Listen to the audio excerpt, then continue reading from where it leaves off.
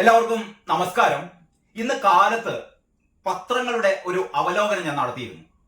ഇപ്പൊ സമയം രാത്രി ഒരു 8:30 മണിയാവാൻ വേണ്ടി പോകുന്നു. അതിനൊരു തുടർച്ച എന്നുള്ള രീതിയിൽ ചില കാര്യങ്ങൾ പറയാൻ വേണ്ടിയിട്ടാണ് ഞാൻ ഈ വീഡിയോ ചെയ്യുന്നത്. ഇപ്പോ നമ്മുടെ എല്ലാ ന്യൂസ് ചാനലുകളും ഞാനിപ്പോ നോക്കി.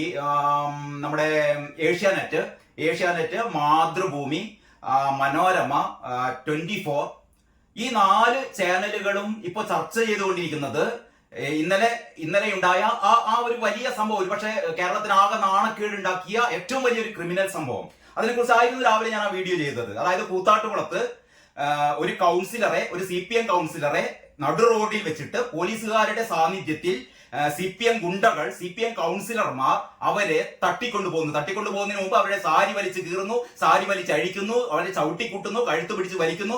എന്നിട്ട് നഗരസഭ അധ്യക്ഷയുടെ കാറിലേക്ക് വലിച്ചഴിക്കുന്നു. കാറിന്റെ ഡോറിന്റെ ഉള്ളിൽ അവരുടെ കാല് കുടുങ്ങുന്നു. നിന്റെ കാല് വെട്ടി മാറ്റുമടിയെന്ന് ആക്രോശിക്കുന്ന ഒരു DYFI-കാരൻ. ഇങ്ങനെ ഒരുപക്ഷെ സമീപകാലത്തൊന്നും കേരളം കണ്ടിട്ടില്ലാത്ത തരത്തിലുള്ള ഏറ്റവും വലിയ ഒരു സ്ത്രീ പീഡനം നടക്കുന്നു കൂത്താട്ടുകുളത്ത്. ഇതിനെ സംബന്ധിച്ച് നമ്മുടെ പത്രങ്ങളൊക്കെ എങ്ങനെയാണ് ഇന്നത്തെ പത്രങ്ങൾ വാർത്ത കൊടുത്തത് എന്നുള്ളതിനെ കുറിച്ചായിരുന്നു രാവിലെ ഞാൻ ആ വീഡിയോ ചെയ്തത്. ആ വീഡിയോ ചെയ്ത് കഴിഞ്ഞപ്പോൾ ഞാൻ വളരെ കൃത്യമായി പറഞ്ഞിരുന്നു മലയാള മനോരമ എങ്ങനെയാണ് ആ വാർത്ത കൊടുത്തത്. ഞാൻ വേണം ഒരിക്കലും ഒറ്റ പ്രാവശ്യം കൂടി ജസ്റ്റ് ഒന്ന് കാണിക്കാം. ആ വാർത്ത എന്റെ മുന്നിൽ ആദ്യമുള്ള പത്രം മാധ്യമമാണ്. ആ വാർത്ത മാധ്യമം പത്രത്തിന്റെ സെക്കൻഡ് മെയിൻ എന്നുള്ള സ്റ്റോറിയിൽ തന്നെ മാധ്യമം പത്രം ഏറ്റവും പ്രധാനമായിട്ട് കൂത്താട്ടുകുളം നഗരസഭ അവിശ്വാസം, പാർട്ടി കൗൺസിലറെ CPM തട്ടിക്കൊണ്ടുപോയി എന്നുള്ളത് 2 പടങ്ങൾ സഹിതം, ഏറ്റവും തട്ടിക്കൊണ്ടുപോകുന്ന പടങ്ങൾ സഹിതം ഈ 1-ാം പേജില് ഏറ്റവും പ്രധാനം, ഞാൻ നേരത്തെ പറഞ്ഞിരുന്നു മാധ്യമത്തിന്റെ അജണ്ട എന്നുള്ള രീതിയിൽ ഗാസയിലെ ആ വാർത്തയാണ്, വെടിനിർത്തൽ വാർത്തയാണ് മുകളിൽ കൊടുത്തത്. അതിന് താഴെ ഇന്നലത്തെ ഏറ്റവും പ്രധാനപ്പെട്ട വാർത്ത എന്നുള്ള രീതിയിൽ തന്നെ മാധ്യമം പത്രം. കാരണം മാധ്യമം പത്രം ഞാൻ കഴിഞ്ഞ വീഡിയോയിൽ പറഞ്ഞ പോലെ തന്നെ വാർത്തകൾ അവർക്ക് അവരുടേതായ ഒരു അജണ്ട ഉണ്ടെങ്കിൽ തന്നെയും വാർത്തകളുടെ സമഗ്രമായ വാർത്തകൾ അവതരിപ്പിക്കുന്ന കേരളത്തിലെ ഒരു പ്രമുഖ പത്രം തന്നെയാണ് മാധ്യമം. അങ്ങനെ മാധ്യമത്തിലെ സെക്കൻഡ് മെയിൻ ആയി കൊടുത്ത ആ സ്റ്റോറി. പിന്നീട് നമ്മൾ കണ്ടത് എന്താ പറയാ, മനോരമ. യെസ്, മനോരമയില് ആ പേജില് 3-ാമത്തെ സ്റ്റോറി ആയിട്ട് സഞ്ജുവിന്റെ സ്റ്റോറിയും ഈ മരുന്ന് കിട്ടാനില്ല എന്ന് പറയുന്ന സ്റ്റോറിയും കഴിഞ്ഞതിന് ശേഷം ഏറ്റവും പ്രധാനമായി 1-ാം പുറത്ത് CPM വനിതാ കൗൺസിലറെ പാർട്ടിക്കാർ തട്ടിക്കൊണ്ടുപോയി എന്ന് പറഞ്ഞിട്ട് ആ ഒരു വീഡിയോ ചിത്രം സഹിതം അവരുടെ സാരി വലിച്ചു കീറി, എന്നെ കാറിലേക്ക് വലിച്ചെറിഞ്ഞു എന്നൊക്കെയുള്ള അവരുടെ പ്രതികരണം ഉൾപ്പെടെയാണ് മനോരമ കൊടുത്തത്. അത് കഴിഞ്ഞിട്ട് ഞാൻ മാതൃഭൂമിയെ കുറ്റം പറഞ്ഞിരുന്നു. മാതൃഭൂമി ഈ ആരോപണം എന്നുള്ള രീതിയിൽ ഒരു CPM സഖാക്കളെ പേടിച്ചത് പിണറായി പേടിയിൽ മാതൃഭൂമി ഈ വാർത്ത ഉള്ളിലെ പേജിൽ കൊടുത്തു എന്നുള്ള രീതിയിലായിരുന്നു ഞാൻ പറഞ്ഞത്. ശരി തന്നെയാണ്, ഇങ്ങനെയായിരുന്നു വാർത്ത കൊടുത്തത്. എങ്കിലും വാർത്ത അതിൻ്റെതായ സമഗ്രതയിൽ കൊടുത്തിരുന്നു. പക്ഷെ അവിടെയും ഇവിടെയൊന്നും തൊടാതെ ഒരു ആരോപണം എന്നുള്ള രീതിയിലൊക്കെ ആയിരുന്നു മാതൃഭൂമി ആ വാർത്ത കൊടുത്തത്. അപ്പൊ മാതൃഭൂമി ഇങ്ങനെയാണ് ആ വാർത്ത കൊടുത്തത്. മാതൃഭൂമിയുടെ ഉള്ളിലെ പേജില് കൂത്താട്ടുകുളത്ത് നാടകീയ രംഗങ്ങൾ, സ്വന്തം കൗൺസിലറെ CPM തട്ടിക്കൊണ്ടുപോയി എന്ന് പറഞ്ഞിട്ട് ടെക്ക് സഹിതം ആ പ്രതികരണ സഹിതമൊക്കെയാണ് മാതൃഭൂമിയും ആ വാർത്ത കൊടുത്തത്. ഇതിന്റെ കൂടെ ഞാൻ പറഞ്ഞിരുന്നു നമ്മുടെ ദേശാഭിമാനി പതിവ് പോലെ ദേശാഭിമാനി വാർത്ത തീരെ കൊടുത്തില്ല എന്നുള്ളതല്ല, അത് തട്ടിക്കൊണ്ടുപോയത് UDF-കാരാണ് എന്നുള്ളതാണ് ഇപ്പം ജില്ലാ സെക്രട്ടറി പറയുന്നത് കേട്ടോ. CPM-ന്റെ ജില്ലാ സെക്രട്ടറി ഏറ്റവും അവസാനം പറഞ്ഞത് തട്ടിക്കൊണ്ടുപോയത് CPM-കാരല്ല UDF-കാരാണ് തട്ടിക്കൊണ്ടുപോയത് എന്ന് പറയുന്ന അതിവിചിത്രമായ ഒരു വാദമാണ് ദേശാഭിമാനി നിരത്തിയത്. ദേശാഭിമാനി അതിൽ കൊടുത്തിരിക്കുന്നത് അതും ഞാൻ രാവിലത്തെ വീഡിയോയിൽ കാണിച്ചിരുന്നു. നമ്മൾ ആകെ ചിരി വന്നു പോകുന്ന തരത്തിലുള്ള ഒരു പ്രസ്താവന എന്ന് പറഞ്ഞാൽ, യെസ്, കൂത്താട്ടുകുളത്ത് UDF അവിശ്വാസ നീക്കം പൊളിഞ്ഞു, UDF ആക്രമണം നഗരസഭാ അധ്യക്ഷക്കും കൗൺസിലർമാർക്കും പരിക്ക് എന്ന് പറഞ്ഞാൽ നേരെ എതിരായിട്ട് UDF-കാർക്കായിരുന്നു ഈ പരിക്കേറ്റത് എന്ന് പറഞ്ഞിട്ട് ഈ കൗൺസിലറെ, അതായത് CPM കൗൺസിലറെ തട്ടിക്കൊണ്ടുപോയതിനെ കുറിച്ചുള്ള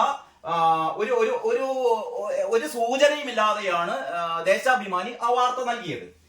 ഇനി ഞാൻ ഈ വീഡിയോ ചെയ്യാനുള്ള പ്രധാനപ്പെട്ട കാരണം എന്ന് പറയുന്നത് കേരള കൗമുദി. യെസ്, കേരള കൗമുദി പത്രം ഈ വാർത്ത കൊടുത്തില്ല എന്നായിരുന്നു ഞാൻ രാവിലെ പറഞ്ഞത്.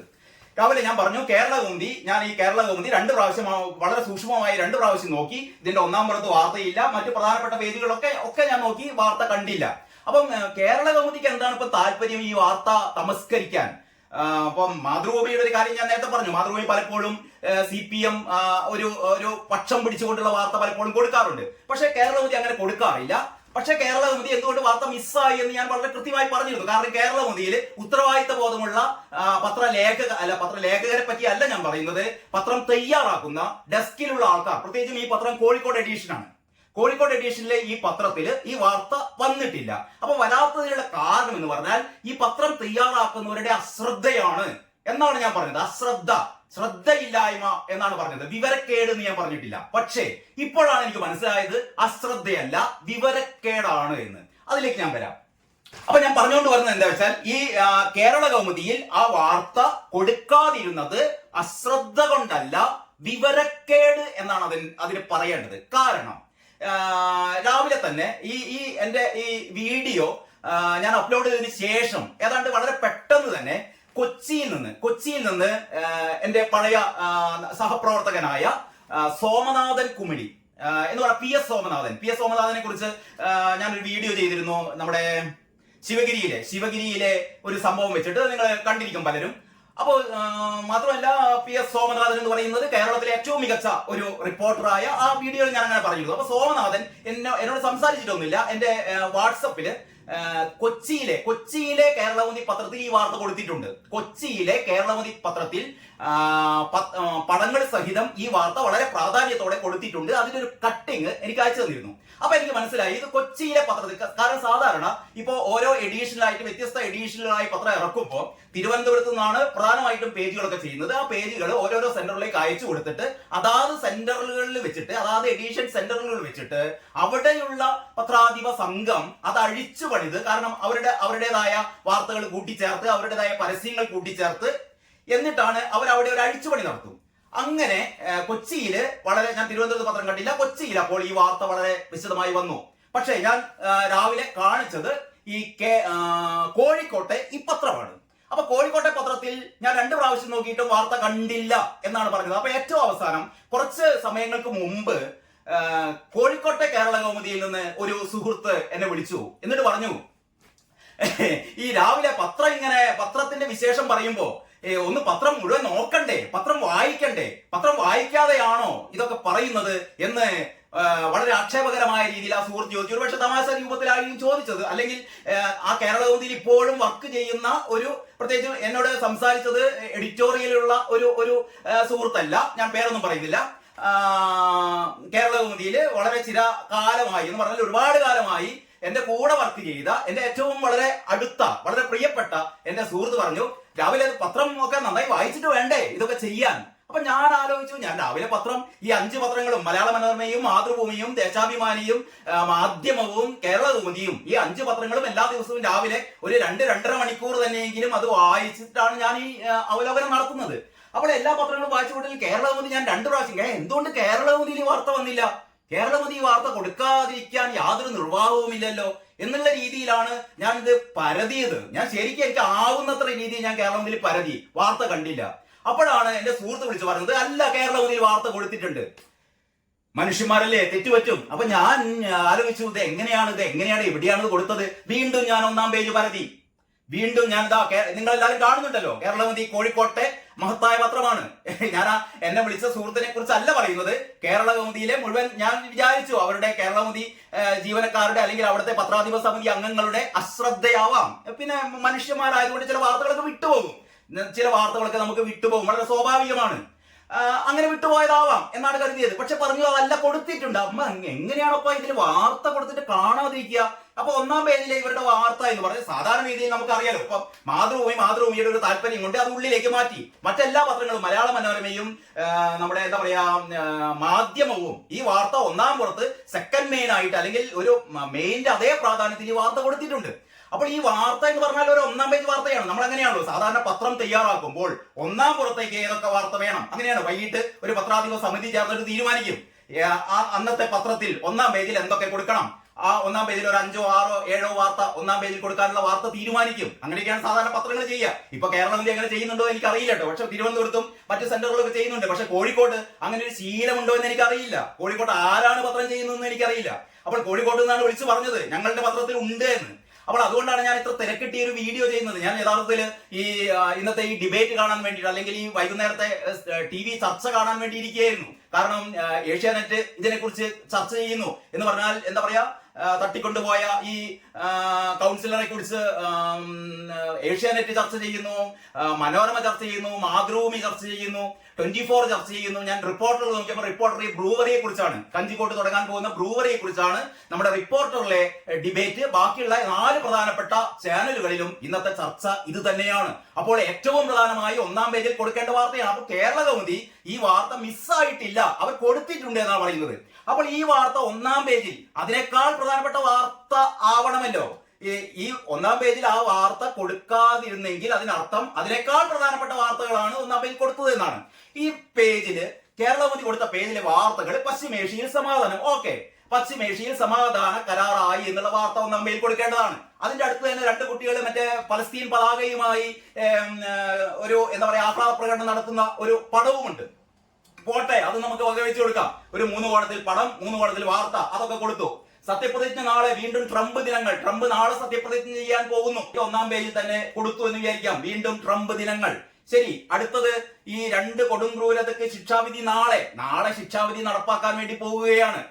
രണ്ട് കൊടും ക്രൈമുകളിൽ 2 ഏറ്റവും പ്രധാനപ്പെട്ട 2 ശിക്ഷാവിധികൾ നാളെ എന്ന് പറയുന്നത് ഇത് കഴിഞ്ഞ ദിവസം തന്നെ എല്ലാ പത്രങ്ങളിലും വന്നതാണ്.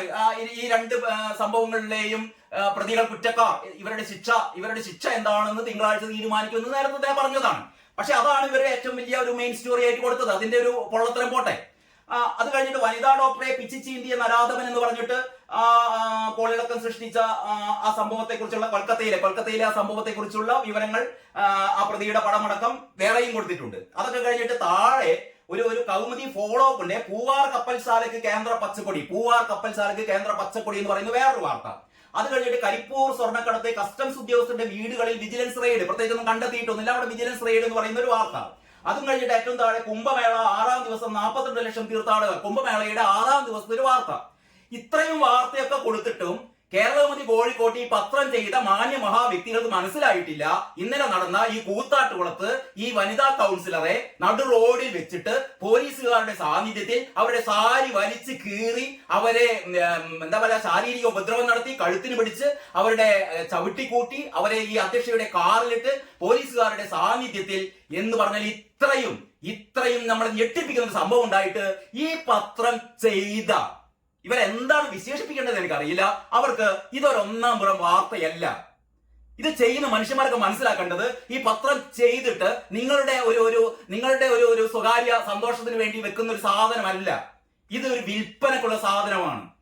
അതുകൊണ്ടൊക്കെ തന്നെയാണ് കേരള കൗമുദിയുടെ ഈ സർക്കുലേഷൻ ഇടിഞ്ഞിടിഞ്ഞിടിഞ്ഞ് ഇപ്പോൾ എവിടെയും കാണാത്തൊരവസ്ഥ വരുന്നത്. കാരണം പത്രം എന്ന് പറയുന്നത്, പത്രത്തിൽ ജനങ്ങൾക്ക് ആവശ്യം വാർത്തയാണ്. വെള്ളം ചേർക്കാത്ത വാർത്തകൾ, സത്യസന്ധമായ വാർത്തകൾ അതിൻ്റെതായ തീഷ്ണതയോടെ കൊടുത്തിരുന്ന കാലം ഉണ്ടായിരുന്നു കേരള കൗമുദിക്ക്. പണ്ട് കേരള കൗമുദി തിരുവനന്തപുരത്ത് മാത്രം കേരള കൗമുദി പ്രസിദ്ധീകരിച്ചിരിക്കുന്ന ഒരു നാളുകളിൽ എനിക്ക് ഇപ്പോഴും ഓർമ്മയുണ്ട്. കെ കൊടുങ്ങല്ലൂർ എന്ന് പറയുന്ന ഒരുപക്ഷെ കേരളത്തിലെ ഏറ്റവും പ്രശസ്തനായ എഴുത്തുകാരൻ കെ കൊടുങ്ങല്ലൂർ, നമ്മുടെ നാട്ടുകാരനാണ്, കുളത്തറക്കാരനാണ്. നമ്മുടെ പി കെയുടെ ഭാര്യയുടെ സൈബുത്താത്തയുടെ അച്ഛൻ കെ കൊടുങ്ങല്ലൂർ. നമ്മളൊക്കെ ഒരു പ്രീ ഡിഗ്രി കാലഘട്ടത്തിൽ ഒരുപക്ഷെ കേരള കൗമുദി എന്താണെന്ന് പോലും, അന്ന് കേരള കൗമുദി അച്ചടിക്കുന്നത് തിരുവനന്തപുരത്ത് മാത്രമാണ്. അപ്പൊ തിരുവനന്തപുരത്ത് മാത്രം അച്ചടിക്കുന്ന കേരള കൗമുദി എന്നുള്ള പത്രത്തെ കുറിച്ച് ഞാൻ ആദ്യം കേൾക്കുന്നത് കെ കൊടുങ്ങല്ലൂർ എന്ന് പറയുന്ന കേരളത്തിലെ ഏറ്റവും പ്രശസ്തനായ സാഹിത്യകാരൻ, എഴുത്തുകാരൻ കെ കൊടുങ്ങല്ലൂർ പറഞ്ഞിട്ടാണ്. കെ കൊടുങ്ങല്ലൂർ ഒരിക്കൽ എന്നോട് ഇങ്ങനെ പറയുകയുണ്ടായി, ഈ തിരുവനന്തപുരത്ത് നിന്ന് അച്ചടിച്ചു വരുന്ന കേരള കൗമുദിയുടെ വാരാന്ത്യ പതിപ്പിനെ കുറിച്ച്. ഏറ്റവും പ്രശസ്തരായ പത്രപ്രവർത്തകർ തയ്യാറാക്കുന്ന ആ വാരാന്ത്യ പതിപ്പ് കിട്ടുക, ഞായറാഴ്ച ഇറങ്ങുന്ന വാരാന്ത്യ പതിപ്പ് കിട്ടുക ബുധനാഴ്ചയോ വ്യാഴാഴ്ചയോ ആണ്, പോസ്റ്റലായിട്ട് വരണം. അങ്ങനെയാണ് നമ്മൾ കേരള കൗമുദി എന്ന് പറയുന്ന ഒരു പത്രത്തെ കുറിച്ച് നമ്മൾ കേൾക്കുന്നതും അതിനെക്കുറിച്ച് ഒരുപാട് താല്പര്യം ഉണ്ടാകുന്നതും. അങ്ങനെയാണ് ജേർണലിസം കോഴ്സ് കഴിഞ്ഞിട്ട് ഞാൻ അന്ന് എന്റെ കൂടെ ഉണ്ടായിരുന്ന എന്റെ സഹപാഠികൾ മുഴുവനും മനോരമയും മാതൃഭൂമിയും ഇന്ത്യൻ എക്സ്പ്രസും ഹിന്ദുവും ഒക്കെ ഓപ്റ്റ് ചെയ്തപ്പോൾ ഞാൻ കേരള കൗമുദിയിൽ എന്റെ പത്രപ്രവർത്തക ജീവിതം തുടങ്ങണമെന്ന് ആഗ്രഹിച്ചത് അതുകൊണ്ടാണ്. ആ കാലത്തൊക്കെ കേരള കൗമുദിയുടെ പത്രാധിപന്മാർ എന്ന് പറഞ്ഞാൽ നമ്മളൊക്കെ എന്താ പറയാ എല്ലാ കാലത്തും നമ്മൾ ഓർമ്മിക്കുന്ന നമ്മുടെയൊക്കെ ഗുരുതുല്യന്മാരെന്ന് പറയുന്നത്, ഗുരുക്കന്മാരെന്ന് പറയുന്നത് AP വിശ്വനാഥൻ എന്ന് പറയുന്ന എക്സിക്യൂട്ടീവ് എഡിറ്റർ, നമുക്ക് ഒരിക്കലും മറക്കാൻ പറ്റില്ല.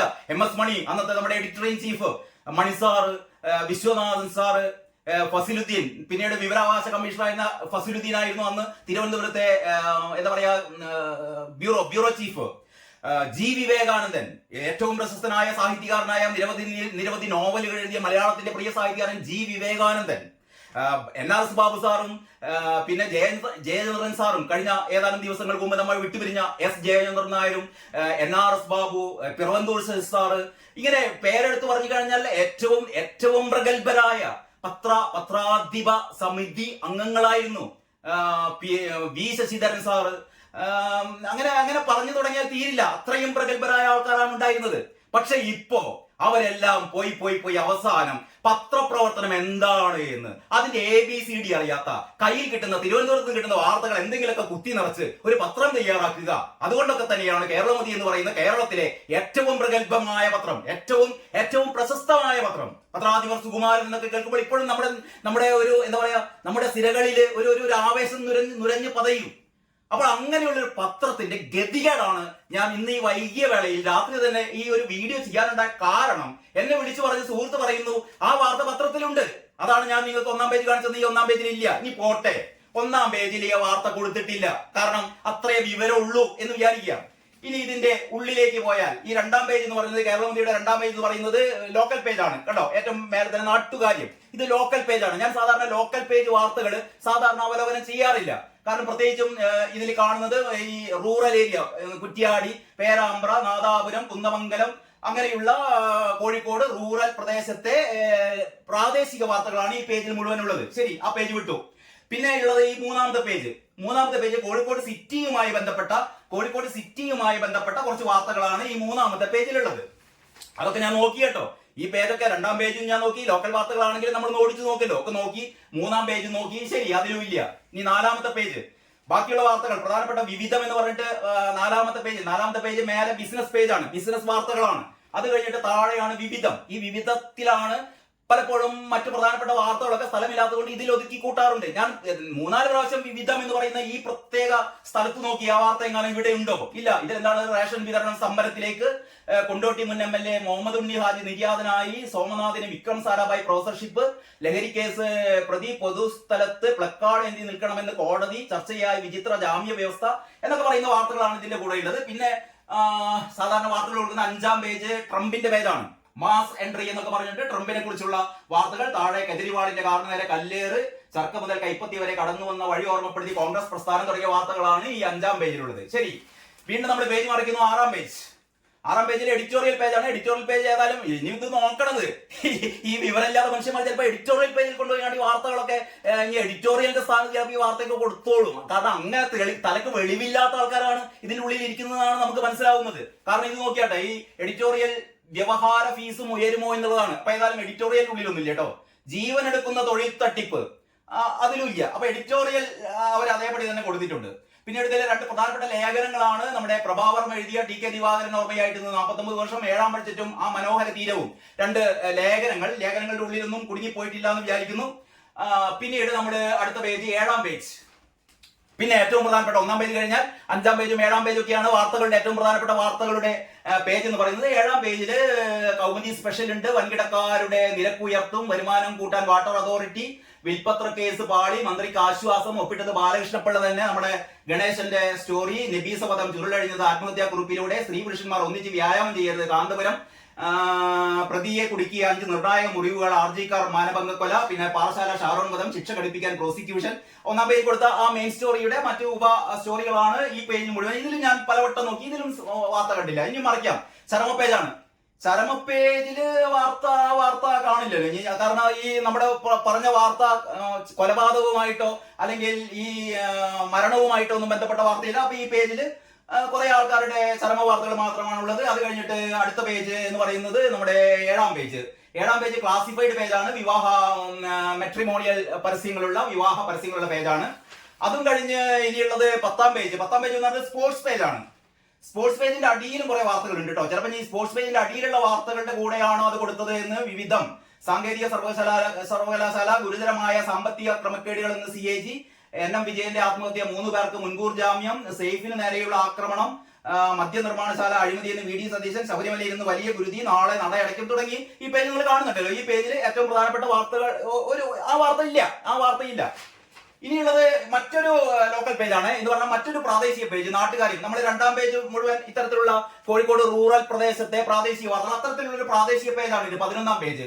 കല്ലാച്ചി ടൗൺ വികസന പ്രവൃത്തി ഇഴഞ്ഞു നീങ്ങുന്നു. കല്ലാച്ചിയിലെ പ്രവൃത്തി ഇഴഞ്ഞു നീങ്ങുന്നു. നമ്മുടെ രാധാകൃഷ്ണൻ കല്ലാച്ചി, രാധാകൃഷ്ണൻ മാഷ്, കല്ലാച്ചിയിലെ രാധാകൃഷ്ണൻ മാഷ് നമ്മുടെ ഏറ്റവും അടുത്ത ഒരു സുഹൃത്താണ്, അവിടുത്തെ ലേഖകനാണ്, വളരെ മിടുക്കനായ ലേഖകനാണ് രാധാകൃഷ്ണൻ മാഷ്. രാധാകൃഷ്ണൻ മാഷിന്റെ ഒരു സ്റ്റോറിയാണ് വ്യാപാരികളും യാത്രക്കാരും തീരാ ദുരിതത്തിൽ. ഇതാണ് ഈ പേജിലെ മെയിൻ സ്റ്റോറി. കല്ലാച്ചി ടൗണിലെ വാർത്തയാണ്. പിന്നെ കുഞ്ഞു കുഞ്ഞു വാർത്തകളുണ്ട്. കുടുംബാരോഗ്യ കേന്ദ്രത്തിൽ പാലിയേറ്റീവ് കുടുംബ സംഗമം, വനിതാ കലോത്സവം സംഘടിപ്പിച്ചു, വാർഷിക വികസന സെമിനാർ. പിന്നെ സെമിനാറിൽ നിന്ന് UDF ഇറങ്ങിപ്പോയി. KSTU ജില്ലാ കമ്മിറ്റി മാധ്യമ സെമിനാർ 20-ന്. മലയോര മേഖലയെ രക്ഷിക്കണമെന്ന് മയ്യഴിപ്പുഴ നികത്തുന്നത് തടയണം സംരക്ഷണ സമിതി JCI പുരസ്കാരം നൽകി. വികസന പ്രവൃത്തി ഇങ്ങനെ. ഡീസൽ കടത്ത് ഉദ്യോഗസ്ഥരെ ആക്രമിച്ച് രക്ഷപ്പെട്ട പ്രതി അറസ്റ്റിൽ. അങ്ങനെ ഇതിൽ ഉണ്ടാകും. ഇനിയുണ്ട് മൂന്നാല് വാർത്തകൾ കൂടിയേ ഒന്ന് നോക്കാം. മറ്റേ വെട്ടിക്കൊന്നു, അത് ജാതി അധിക്ഷേപമല്ല, ഹൈക്കോടതി. സ്കൂൾ ശാസ്ത്ര കൗതുകം സംഘടിപ്പിച്ചു, വടകരയിൽ അനുമോദിച്ചു. വേളത്ത് സംസ്ഥാന സ്കൂൾ കലോത്സവത്തിൽ മോണോ ആക്ട് മത്സരത്തിൽ A ഗ്രേഡ് നേടിയ ഏതൊരു കുട്ടിയെ ബഹുമാനിച്ചു എന്നൊക്കെ പറഞ്ഞിട്ട് ഇതാ ആ വാർത്ത. നമ്മൾ തെരഞ്ഞുകൊണ്ടിരിക്കുന്ന വാർത്ത കിട്ടി. രാവിലെ ഞാൻ വന്നിട്ടില്ല എന്ന് പറഞ്ഞ വാർത്ത ഇതാ. നമ്മുടെ ഈ പത്രത്തിന്റെ ഏത് പേജിലാണ്? 11ാം പേജിൽ കോഴിക്കോട് പ്രാദേശിക പേജിൽ, കോഴിക്കോട് റൂറൽ പേജിൽ, കോഴിക്കോട്ട് സിറ്റിക്ക് പുറത്തുള്ള റൂറൽ ഏരിയകളിലെ വാർത്ത കൊടുക്കുന്ന, പൊടിവാർത്തകൾ കൊടുക്കുന്ന, ആ പ്രദേശത്തിന് മാത്രം താല്പര്യമുള്ള കുഞ്ഞു കുഞ്ഞു വാർത്തകൾ കൊടുക്കുന്ന ഈ പേജിന്റെ ഏറ്റവും അവസാനം ഒരു തലക്കെട്ട് കണ്ടില്ലേ? ഇതാ ഏറ്റവും അവസാനം ഞാനത് കാണിക്കാം. ഇതൊക്കെ കാണുമ്പോണ്ടല്ലോ, ഇതൊക്കെ തയ്യാറാക്കിയ ആളുണ്ടല്ലോ, കയ്യിൽ കിട്ടിയാല് ചില പ്രയോഗങ്ങളുണ്ട്. ഞാൻ പറയുന്നില്ല, കാരണം ഇത് എല്ലാവരും കാണുന്ന ഒരു വീഡിയോ ആയതുകൊണ്ട് ഞാനത് പറയുന്നില്ല. ഇതാ ഈ പേജ്, ഇതാണ് ആ മഹത്തായ പേജ്. 11ാം പേജ് എന്ന് പറയുന്ന കേരള കൗമുദിയുടെ ആ റൂറൽ പേജ് നേരെ പറഞ്ഞ പോലെ കല്ലാച്ചിയിലെ റോഡും ഈ A ഗ്രേഡ് നേടിയ കുട്ടീനെ അനുമോദിക്കലൊക്കെ ശേഷം ഏറ്റവും അവസാനം ആ പേജിലെ ഏറ്റവും ചെറിയ ഒരു തലക്കെട്ടിൽ 4 കോളം നീണ്ടു നിൽക്കുന്ന ഒരു ചെറിയ ഫോണ്ടില് എഴുതിയ തലക്കെട്ട് നിങ്ങൾ കാണുന്നുണ്ടെന്ന് വിചാരിക്കുന്നു. അതിങ്ങനെയാണ്: സ്വന്തം വനിതാ കൗൺസിലറെ CPM തട്ടിക്കൊണ്ടുപോയി. ഇപ്പൊ മനസ്സിലായില്ലേ കാര്യങ്ങള്? ഇത് ഞാൻ കണ്ടില്ല, രാവിലെ ഞാൻ നോക്കിയപ്പോ ഇങ്ങനെ കണ്ടില്ല. കാരണം കാണില്ല. ഈ പേജ് ഈ ലോക്കൽ വാർത്തകൾ കൊടുക്കുന്ന, ലോക്കൽ വാർത്തകൾ, കോഴിക്കോട്ടെ പ്രാദേശിക വാർത്തകൾ കൊടുക്കുന്ന, സിറ്റി വാർത്തകൾ കൂടിയല്ലേ, റൂറൽ പ്രദേശത്തെ വാർത്തകൾ കൊടുക്കുന്ന പേജില് ഇമാതിരി നുറുങ്ങ് വാർത്തകൾ കൊടുക്കുന്ന 11ാം പേജിന്റെ ഏറ്റവും അവസാനം ഏറ്റവും കുഞ്ഞൊരു തലക്കെട്ടില് ഏറ്റവും അടിയിൽ കൊടുത്തിരിക്കുന്നു: സ്വന്തം വനിതാ കൗൺസിലറെ CPM തട്ടിക്കൊണ്ടുപോയി. എനിക്ക് തോന്നുന്നു ദേശാഭിമാനി ഇതിനേക്കാൾ കുറച്ചും കൂടി നന്നായിട്ട് അവരുടെ വീക്ഷണത്തിൽ, അവരുടെ രീതിയിൽ ആ വാർത്ത മാറ്റി എന്നേ മാത്രമേ ഉള്ളൂ. കൗൺസിലറെ തട്ടിക്കൊണ്ടുപോയിട്ടില്ല, അത് UDFന്റെ ആരോപണമാണ് എന്നുള്ള രീതിയിൽ അവരൊരു കള്ളവാർത്ത കൊടുത്തെങ്കിലും അത് അതിൻ്റെതായ ഒരു മാന്യമായി കള്ളവാർത്ത ദേശാഭിമാനി കൊടുത്തു. പക്ഷെ ഇത് എന്ന് പറയുന്നത് അശ്രദ്ധയുടെ വിവരക്കേട്. ഇമാതിരി ആൾക്കാരെ, ഇത്തരം പേജ് ചെയ്യുന്ന ആൾക്കാരെ ആ കോഴിക്കോട് എഡീഷനിൽ ആരാണോ അത് നിയന്ത്രിക്കുന്നത്, അങ്ങനെ നിയന്ത്രിക്കുന്ന ഒരാൾ അവിടെ ഉണ്ടെങ്കിൽ, അയാൾക്ക് തലക്ക് വെളിവുണ്ടെങ്കിൽ അയാൾ ചെയ്യേണ്ടത് ഈ പത്രം തയ്യാറാക്കിയ ഏത് സബ് എഡിറ്റർ ആണോ, അല്ലെങ്കിൽ ഞാൻ എന്റെ വായിൽ വരുന്നത് വേറെ തെറിയാണ് കേട്ടോ, അങ്ങനത്തെ മനുഷ്യനെ ഈ എന്താ പറയാ, എന്ത് ചെയ്യണമെന്ന് ഞാൻ പറയുന്നില്ല, കാരണം അത് കുറച്ച് കൂടിപ്പോകും. ഇതല്ല പത്രപ്രവർത്തനം. നിങ്ങൾക്ക് തോന്നുന്ന പോലെ വാർത്തകൾ ഒന്നാം പുറത്ത് കൊടുക്കേണ്ട ഒരു വാർത്ത, ശരി, ഒന്നാം പുറത്ത് സ്ഥലമില്ലെങ്കിൽ അടുത്ത ഏറ്റവും പ്രധാനപ്പെട്ട വാർത്ത കൊടുക്കുന്ന 5ാം പേജോ അല്ലെങ്കിൽ 7ാം പേജോ, ഏറ്റവും പ്രധാനപ്പെട്ട വാർത്ത കൊടുക്കുന്ന പേജ്, 1ാം പേജിൽ പോകാത്ത വാർത്ത 5ാം പേജിലോ 7ാം പേജിലോ ഒക്കെ നമുക്ക് കാണാം.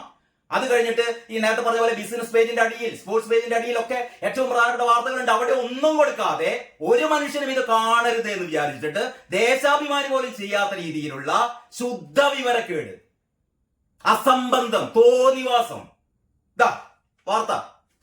വാർത്ത വായിച്ചു കഴിഞ്ഞാൽ അതിനേക്കാളും രസമാണ്. വാർത്ത വായിച്ചു കഴിഞ്ഞാൽ ഇങ്ങനെയാണ് വാർത്ത: കൂറുമാറുമെന്ന സംശയത്താൽ സ്വന്തം വനിതാ കൗൺസിലറെ തട്ടിക്കൊണ്ടുപോയി CPM നാണം കെട്ടു. ശരി, ഇന്നലെ രാവിലെ കൂത്താട്ടുകുളം നഗരസഭയിലെ അവിശ്വാസ ചർച്ചയ്ക്ക് തൊട്ടു മുമ്പാണ് കൗൺസിലർ കലാരാജുവിനെ ചെയർപേഴ്സണെ ഔദ്യോഗിക കാറിൽ തട്ടിക്കൊണ്ടുപോയത് എന്നൊക്കെ പറഞ്ഞിട്ട് വൈകിട്ട് 4-ന് പാർട്ടി പ്രവർത്തകർ ഇവരെ കൂത്താട്ടുകുളം ഗവൺമെന്റ് ആശുപത്രിയിൽ പ്രവേശിച്ചു എന്നൊക്കെ പറഞ്ഞിട്ട് ഏറ്റവും പ്രധാനപ്പെട്ടത് പോലീസുകാരുടെ മുന്നിൽ വെച്ചിട്ട് ഇവരുടെ സാരി വലിച്ചഴിക്കുന്നു, ഇവരെ കഴുത്തിന് പിടിച്ച് വലിക്കുന്നു, ഇവരെ നിലത്തിട്ട് ചവിട്ടി കൂട്ടുന്നു, അധ്യക്ഷയുടെ കാറിൽ കയറ്റിയിട്ട് കാറിന്റെ ഡോർ വലിച്ചടയ്ക്കുന്നു, കാല് കുടുങ്ങിപ്പോകുന്നു. അപ്പോൾ ഡിഫിക്കാരൻ വിളിച്ചു പറയുന്നു, നിന്നെ അവിടെ കൊണ്ടുപോയിട്ട് കാല് വെട്ടിത്തരാൻ വേണ്ടി എന്ന് പറയുന്നു. അത്തരത്തിൽപ്പെട്ട ഏറ്റവും പ്രധാനപ്പെട്ട ഒരു വാർത്ത തയ്യാറാക്കുമ്പോൾ വാർത്തയുടെ ബാലപാഠമാണത്. ഇതൊക്കെ ഇവരെ എന്ന് ഏത് കാലത്ത് ആരാണ് പഠിപ്പിക്കാൻ പോകുന്നത്? എന്നിട്ട് ഇതൊക്കെ ഏറ്റവും അവസാനം പറഞ്ഞോട്ടെ. ഏറ്റവും അവസാനം പോലീസ് എന്താണ് നാളുകളായി CPM-മായി ഇടഞ്ഞു നിൽക്കുന്ന കലയെ എത്തിക്കാൻ UDF-ഉം തടയാൻ CPM-ഉം സകല സന്നാഹങ്ങളും ഒരുക്കി. UDF വനിതാ കൗൺസിലർമാർക്കൊപ്പം രാവിലെ 9:30 ഏറ്റവും അവസാനം പറയുന്നത് ഈ രാവിലെ 9:30 സഭയ്ക്ക് മുന്നിലെത്തിയപ്പോഴാണ് ചെയർപേഴ്സന്റെ കാറിലേക്ക് CPM നേതാക്കളും പ്രവർത്തകരും ചേർന്ന് കലയെ വലിച്ചിഴച്ച് കയറ്റിയത്. ഏറ്റവും അവസാനം സാധാരണ ഒരു വാർത്ത തയ്യാറാക്കുന്നതിന്റെ ഒരു പ്രാഥമികമായ നടപടിയാണ് നമ്മൾ സാധാരണ ഇൻവെർട്ടഡ് പിരമിഡ് സ്റ്റൈൽ എന്നൊക്കെയാ പറയാ. ഒരു വാർത്ത തയ്യാറാക്കുമ്പോൾ ഏറ്റവും പ്രധാനപ്പെട്ട കാര്യങ്ങൾ ആദ്യം, അത് കഴിഞ്ഞിട്ട് അതിനേക്കാൾ പ്രാധാന്യം കുറഞ്ഞത് ഒരു പിരമിഡ് തല കുത്തനെ വെച്ചാൽ എങ്ങനെയായിരിക്കും, ആ രീതിയിലാണ് വാർത്തയുടെ കണ്ടന്റ് പ്രാധാന്യം. ഇതൊക്കെ ജേർണലിസ്റ്റിന്റെ ബാലപാഠമാണ്. അപ്പൊ ഒരു ജേർണലിസ്റ്റിന്റെ ബാലപാഠം പോലും പഠിക്കാത്ത, അറിയാത്ത മറ്റൊരു ഈ വാർത്ത എന്തോ കുറെ വാർത്തകൾ കിട്ടി, ആ വാർത്തകൾ ഇതാ ഇവിടെയാണ് വെച്ചു. ആ വാർത്തയിൽ എന്താണ് പറഞ്ഞത്, എന്തിനെ കുറിച്ചാണ് വാർത്ത? നിങ്ങൾ ആലോചിക്കണം. കേരളത്തിൽ ഒരു വനിതാ കൗൺസിലറെ പോലീസുകാരുടെ ഞാൻ വീണ്ടും ഇത് ആവർത്തിക്കുന്നില്ല, അതിന്റെ ഗൗരവം എല്ലാവർക്കും അറിയാം. അതുകൊണ്ടാണ് ഞാൻ നേരത്തെ പറഞ്ഞത് നമ്മുടെ ചാനലുകളെല്ലാം ഇതിനെക്കുറിച്ച് ഡിബേറ്റ് നടത്തിക്കൊണ്ടിരിക്കുകയാണ്. അപ്പോഴാണ് ഈ വിവരം കെട്ട പത്രം എന്ന് ഞാൻ ഒരിക്കലും പറയില്ല. ഞാൻ ജോലി ചെയ്തൊരു പത്രമായതുകൊണ്ട് ഈ പത്രത്തിൽ ഒരുപാട് നല്ല ജേർണലിസ്റ്റുകളുണ്ട്, ഏറ്റവും മികച്ച റിപ്പോർട്ടർമാരുണ്ട്, ഏറ്റവും മികച്ച ഇതിന്റെ സബ് എഡിറ്റർമാരുണ്ട്. ഞാൻ പലപ്പോഴും പറയാറുണ്ട്, SS സതീഷ് എന്നൊക്കെ പറയുന്ന അവിടുത്തെ അസോസിയേറ്റ് എഡിറ്റർ, ഇപ്പൊ ഏതാ പോസ്റ്റ് എനിക്കറിയില്ല, നമ്മൾ സാധാരണ CNE എന്നൊക്കെ വിളിക്കുന്ന ചീഫ് ന്യൂസ് എഡിറ്റർ എന്നൊക്കെ വിളിക്കുന്ന, പണ്ടൊക്കെ CNE എന്താ പറയാ സതീഷ് എഴുതിയ ഈ ഇൻഫോഗ്രാഫിക്സ് പാക്കേജിനൊക്കെ കുറിച്ചുള്ള അദ്ദേഹത്തിന്റെ ചില എന്താ പറയാ വിവരണങ്ങളൊക്കെ ഉണ്ട്, ചില ക്ലാസ് സ്റ്റഡി മെറ്റീരിയൽസ് ഉണ്ട്. ഞാനതൊക്കെ ഇപ്പോഴും വളരെ നമ്മളെ നെഞ്ചോട് ചേർത്ത് സൂക്ഷിച്ച പോലെ ഒരു പ്രത്യേക ഫോൾഡറിലൊക്കെ സൂക്ഷിച്ചിട്ടുണ്ട്. അതൊരു പാഠപുസ്തകമാണ് ജേർണലിസം പഠിക്കുന്ന വിദ്യാർത്ഥികൾക്ക്. അങ്ങനെയുള്ള മഹാരഥന്മാർ ഇപ്പോഴും അവിടെയുണ്ട്. മാത്രമല്ല എനിക്ക് കോഴിക്കോട് ഇപ്പം എനിക്ക് തോന്നുന്നു നമ്മുടെ എവിടുന്നാണ്, തൃശ്ശൂരിൽ നിന്നിട്ട് KN സുരേഷ് കുമാർ എന്ന് പറയുന്ന കേരളത്തിലെ അതിപ്രശസ്തനായ ഒരു റിപ്പോർട്ടർ മാത്രമല്ല, സ്പെഷ്യൽ കറസ്പോണ്ടന്റ് ആയിട്ട് ഇപ്പൊ കോഴിക്കോട്ട് എനിക്ക് തോന്നുന്നു ഏതാണ്ട് ഒരാഴ്ച 1-2 ആഴ്ച മുമ്പാണ് കോഴിക്കോട്ട് ചാർജ് എടുത്തത്. കേരളത്തിലെ പ്രശസ്തനായ ഒരു കവി കൂടിയാണ് അദ്ദേഹം. ദൈവദശകത്തെ കുറിച്ച് വ്യാഖ്യാനം ചമച്ച, ഒരുപക്ഷെ കേരളത്തിലെ ഒരു ജേർണലിസ്റ്റും ദൈവദശകം ഒക്കെ ചിലപ്പോൾ കാണാതെ പാടിയേക്കാം, അല്ലെങ്കിൽ ദൈവദശകത്തെ കുറിച്ച് എന്തെങ്കിലും പ്രഭാഷണങ്ങളൊക്കെ നടത്തിയേക്കാം ചിലരൊക്കെ. സജീവ് കൃഷ്ണനൊക്കെ ഉണ്ടായിരുന്നു കേരളത്തിൽ പണ്ട്. പക്ഷേ ദൈവദശകത്തിന്റെ വ്യാഖ്യാനം ചമച്ച കേരളത്തിലെ അതിപ്രശസ്തനായ KN സുരേഷ് കുമാർ പോലുള്ള എന്താ പറയാ സ്പെഷ്യൽ കറസ്പോണ്ടന്റുമാർ കോഴിക്കോട്ട് എത്തിച്ചേർന്നിട്ടുണ്ട് കഴിഞ്ഞ ദിവസം. അപ്പൊ കോഴിക്കോട്ട് അത്യാവശ്യം തലയിൽ വെളിച്ചമുള്ള ആൾക്കാരൊക്കെ ഉണ്ട്, അത്യാവശ്യമല്ല നല്ല രീതിയിൽ തന്നെ ബോധമുള്ള ആൾക്കാരുണ്ട്. അതിന്റെ ഇടയിൽ ഒരു ബോധവും വിവരമില്ലാത്ത ഇമ്മാതിരി നമ്മൾ ജേർണലിസ്റ്റുകളാണ് എന്ന് നമുക്കൊക്കെ നാണം തോന്നുന്ന, ഞാൻ കൂടുതൽ പറയില്ല, പറഞ്ഞു കഴിഞ്ഞാൽ ഇത് വഷളാവും. കാരണം ഇങ്ങനെ ഒരു വീഡിയോ ഞാൻ ചെയ്യാൻ കാരണം രാവിലെ ഞാൻ നടത്തിയ ഈ ഒരു എന്താ പറയാ പത്ര അവലോകനം അത് ശരിയല്ല. ഞങ്ങളുടെ പത്രത്തിൽ ഉണ്ടല്ലോ, പത്രം വായിക്കണ്ടേ? അപ്പൊ കേരളമതി നാളെ മുതൽ കേരളമതി വായിക്കുന്ന ആൾക്കാർ, എത്ര ആൾക്കാർ വായിക്കുന്നതിന് എനിക്കറിയില്ല, ഞാൻ ഇതിന്റെ സർക്കുലേഷൻ കണക്കുകളൊന്നും പറയുന്നില്ല, അത് മോശമാണ്. കേരളമതി വായിക്കുന്ന ആൾക്കാർ നാളെ മുതൽ ഏറ്റവും പ്രധാനപ്പെട്ട സ്റ്റോറികളൊക്കെ വായിക്കണമെങ്കിൽ കേരളമതിയുടെ ലോക്കൽ പേജില് ഈ 11-ാം പേജില് ഏറ്റവും അടിയിലും അവിടെയും ഇവിടെയൊക്കെ പരതണം. അതായത് 1-ാം പേജിൽ പ്രധാനപ്പെട്ട വാർത്തകൾ എന്ന് നിങ്ങൾ ഒരിക്കലും കരുതരുത്. കാരണം ഇങ്ങനെയാണ്, ഇതിന്റെ ഒരു ഉദാഹരണമാണിത്. ഞങ്ങൾക്ക് തെറ്റിപ്പോയി, ഇവിടെ വാർത്ത കൊടുക്കേണ്ടി വന്നതിൽ ഖേദിക്കുന്നു എന്നല്ല പറയുന്നത്. ഞങ്ങൾ വാർത്ത കൊടുത്തിട്ടുണ്ടല്ലോ, നിങ്ങളുടെ കണ്ണെവിടെ പോയി എന്നൊക്കെയാണ് ചോദിക്കുന്നത്. കണ്ണ് മുഖത്ത് തന്നെയുണ്ട്, കണ്ണിന്റെ പ്രശ്നമല്ല ഇത്. പണ്ട് ഞാൻ ഒരു കാര്യം പറഞ്ഞിരുന്നു. നമ്മുടെ നാട്ടില് പണിക്ക് വന്ന ഒരാള് ഈ തൈക്കുണ്ടിൽ വീണ ആൾക്കാർ കുട്ടികൾ കൈകൊട്ടിച്ചിരിച്ചപ്പോൾ ആള് പറഞ്ഞു, ഞാൻ തൈക്കുണ്ടിൽ വീണിട്ടില്ലല്ലോ, കാല് രണ്ടും പുറത്താണല്ലോ എന്ന് പറഞ്ഞ പണ്ടൊരാളുണ്ടായിരുന്നു. തൈക്കുണ്ടിൽ വീണ് കിടന്നിട്ടും തൈക്കുണ്ടിൽ വീണ് കിടന്നിട്ടും കാല് രണ്ടും പുറത്താണല്ലോ, അപ്പൊ ഞാൻ എങ്ങനെയാണ് തൈക്കുണ്ടിൽ വീണത് എന്ന് ചോദിച്ച ആ മനുഷ്യന്റെ അതേ വിവരമില്ലായ്മ, അല്ലെങ്കിൽ ആ എന്താ പറയാ വിവരമില്ലായ്മ എന്ന് മാത്രമേ ഞാൻ പറയുന്നുള്ളൂ, അതിൽ അങ്ങേപ്പുറത്തേക്ക് പറയുന്നില്ല. അങ്ങനെയാണ് ഇതിനെ ന്യായീകരിക്കുന്ന ആൾക്കാർ. ഞങ്ങൾ കൊടുത്തിട്ടുണ്ടല്ലോ, കേരള കൗമുദി ഈ വാർത്ത കൊടുത്തിട്ടുണ്ടല്ലോ, നിങ്ങൾക്ക് എന്താണിത്, നിങ്ങൾ എന്തുകൊണ്ട് ഇത് കണ്ടില്ല, നിങ്ങളിത് കാണണ്ടേ? അപ്പൊ സുഹൃത്തുക്കളെ, നാളെ മുതൽ കേരള കൗമുദിയുടെ 1-ാം പേജ് മുതൽ 12-ാം പേജ് വരെ അരിച്ച് പെറുക്കിക്കൊണ്ടായിരിക്കും ഈ അവലോകനം എന്ന് മാത്രം ഓർമ്മിപ്പിച്ചുകൊണ്ട് കേരള കൗമുദിയെ സ്നേഹിക്കുന്ന എല്ലാവർക്കും എന്താ പറയാ എന്റെ ഹൃദയം നിറഞ്ഞ ആശംസകൾ. ഞാൻ വീണ്ടും പറയുന്നു, ഞാൻ കേരള കൗമുദിയെ ആക്ഷേപിക്കാനല്ല ഇത് ഈ വീഡിയോ ചെയ്യുന്നത്. പക്ഷെ കേരള കൗമുദിയിലെ ഇമാതിരി കുറെ പുഴുക്കുത്തുകൾ അതിൻ്റെ അകത്തുണ്ട്. ഈ പുഴുക്കുത്തുകളെ എടുത്ത് മാറ്റിക്കഴിഞ്ഞാൽ കേരള കൗമുദി കേരളത്തിലെ ഏറ്റവും മികച്ച പത്രം എന്നുള്ള രീതിയിൽ. കാരണം പത്രാധിപർ സുകുമാരനെ പോലെ ഒരു എഡിറ്റർ ഒരു പത്രത്തിനുമില്ല. പത്രാധിപർ എന്ന് എന്താ പറയാ നമ്മള് ഹൃദയം കൊണ്ട് വിളിക്കുന്ന ഒരു പത്രാധിപർ. ആ പത്രാധിപരുടെ പേരിലുള്ള ഒരു പത്രമാണ് ഇമാതിരി തോന്നിവാസം ചെയ്തിട്ടിട്ട്. ഇത് തെറ്റുപറ്റും, ഞാൻ പറഞ്ഞല്ലോ, ആർക്കും തെറ്റുപറ്റും, നമ്മൾക്ക് മനുഷ്യരാണ്. ഞാനതുകൊണ്ട് എന്നെ വിളിച്ചു കഴിഞ്ഞപ്പോൾ ശരിക്കും നമ്മൾ നോക്കിയിട്ട് ചിലപ്പോൾ അങ്ങനെയാണ്, നമ്മൾ ചിലപ്പോൾ നോക്കിയാൽ ചിലപ്പോൾ നമ്മുടെ കണ്ണിൽ പെടില്ല.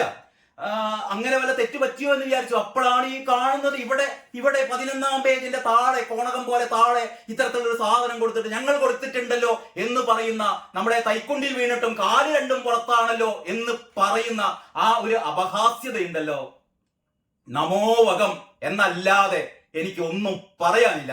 അപ്പോൾ നാളെ മുതൽ കേരള കൗമുദിയുടെ പേജുകൾ ഇഴകീറിക്കൊണ്ട് ഇവർ ചെയ്തിരിക്കുന്ന തോന്നിവാസങ്ങൾ, ഇവർ ചെയ്തുകൊണ്ടിരിക്കുന്ന വിവരക്കേടുകൾ എന്തൊക്കെയാണ് എന്ന് നമുക്ക് വളരെ കൃത്യമായിട്ട് തന്നെ അവലോകനം ചെയ്യാം. ഞാൻ സാധാരണ രീതിയിൽ നമ്മൾ ജോലി ചെയ്തൊരു പത്രമല്ലേ, എന്തിനു വെറുതെ ഇതിനെക്കുറിച്ച് ഇങ്ങനെ പറഞ്ഞ് നമ്മൾ വെറുതെ വിഷമിപ്പിക്കുന്നു? കാരണം പലരും നമ്മുടെ സുഹൃത്തുക്കളാണ്. അപ്പൊ സുഹൃത്തുക്കളെ കുറിച്ച് എന്തിനിങ്ങനെ വേദനിപ്പിക്കുന്നു എന്നുള്ള രീതിയിൽ പലപ്പോഴും നമ്മൾ കാണാതെ വിടുകയാണ് ചെയ്യുക. ഇനി അതല്ല, കണ്ണ് രണ്ടും തുറന്നുകൊണ്ട് തന്നെ ഇമാതിരി തോന്നിവാസങ്ങൾ എവിടെയൊക്കെയാണ് എപ്പോഴൊക്കെയാണ് ചെയ്യുന്നത് എന്നുള്ള രീതിയിൽ നമുക്ക് ഡിസ്കസ് ചെയ്യാം. ആ രീതിയിൽ തന്നെ മുന്നോട്ട് പോകാം എന്ന് പറഞ്ഞുകൊണ്ട് എല്ലാവർക്കും ഒരിക്കൽ കൂടി എല്ലാവിധ ആശംസകളും അറിയിച്ചുകൊണ്ട് ഞാൻ നിർത്തട്ടെ. നന്ദി, നമസ്കാരം.